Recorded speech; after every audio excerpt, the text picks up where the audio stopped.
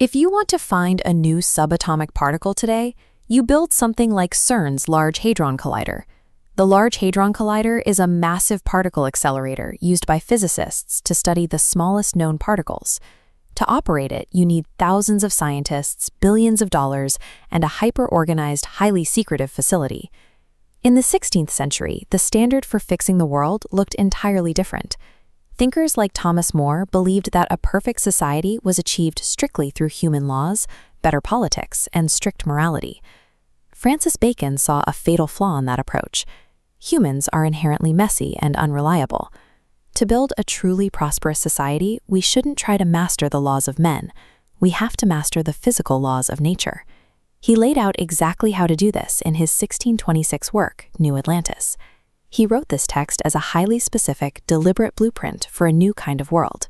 To actually change the human condition, humanity needed an entirely new system for extracting facts from the physical world.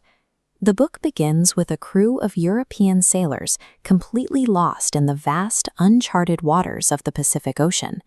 They eventually stumble upon the island of Bensalem. It is a wealthy, peaceful society that deliberately hides itself from the rest of the globe to control the flow of foreign information and protect their internal stability. The sailors quickly realize the engine driving their entire civilization is a single massive institution known as the House of Solomon, also called the College of the 6 Days' Works. Its sole objective is to systematically investigate the causes of natural phenomena. By understanding how nature operates, they can expand human power and generate practical inventions. Bensalem thrives because it placed scientific inquiry, rather than a monarch or a parliament, at the absolute center of its civilization. This blueprint shows how Bacon designs the House of Solomon. Ignoring magical castles of older myths, he maps out a modern R&D campus with compartmentalized testing zones. He describes towering observatories for weather, experimental gardens for agriculture, and acoustic labs to study sound. From these labs, Bacon casually lists technologies that Bensalem has already developed.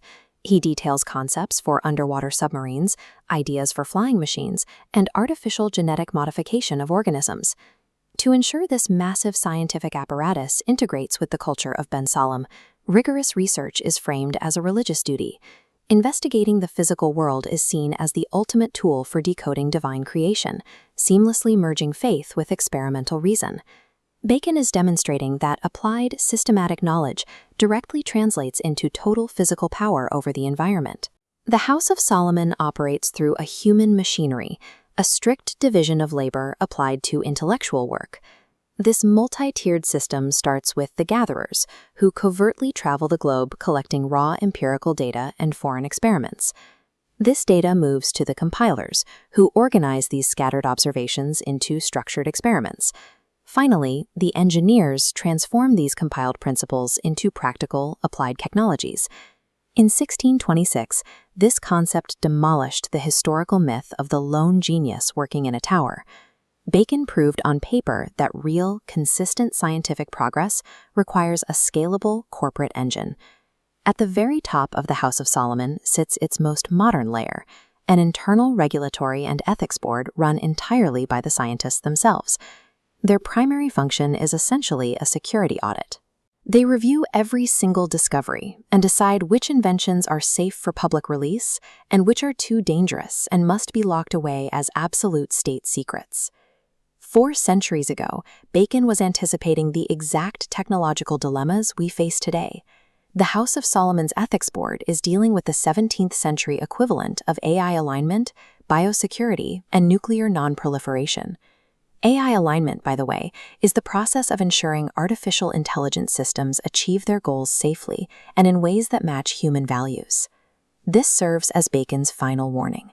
Wielding the scientific method without strict ethical boundaries and tight control of information will inevitably destroy the very society it was built to elevate.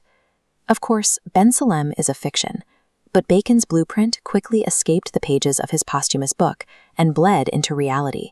Decades after Bacon's death, the core philosophy outlined in New Atlantis directly inspired a group of natural philosophers to found the Royal Society in 1660. The Royal Society adopted his exact structural blueprint. They made collaborative, peer-reviewed, and systematic experimental science the new global standard for discovering truth. Bacon's famous maxim, "Knowledge is power," is often treated like a simple motivational quote. Through the House of Sullivan, he demonstrated it as a hard, operational reality that history later proved correct. Bacon's blueprint established the Systematic Research Institution as a machine designed to build all other machines.